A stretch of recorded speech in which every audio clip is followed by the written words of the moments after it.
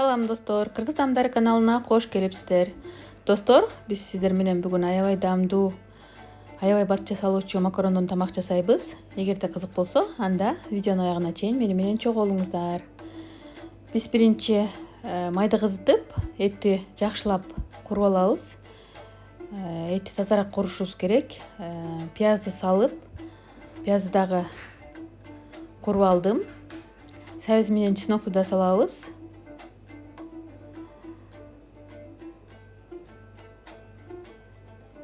Сабиз менен чеснокту дагы коруп, болгар перецин жана картошканы да салдым.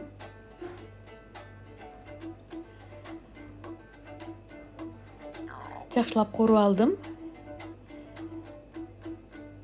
Мен бул жерде ортосун ачып, майга томат пастасын салып, аны дагы коруп, паприкадан дагы жарым аш кашык коштум. Бардыгын жакшылап куруп алгандан кийин өзүңүздөргө жаккан макарондун түрүн кошосуздар. Макаронду дагы куруп алдым. Мен бул жерде кайнак суу куюп атам.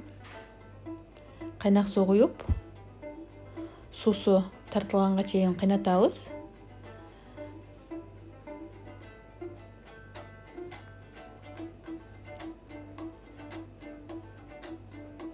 Тузун көрүп аласыздар. Тузу азыраак болсо, татымына жараша туз дагы салабыз. Мынакей мен макаронду демдеп койдум. 15 мүнөт дем жеп турат. Мына достор, биздин макарон дагы даяр болду.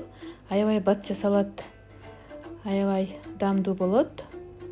Сиздер дагы ушул рецепт менен жасап көрүңүздөр.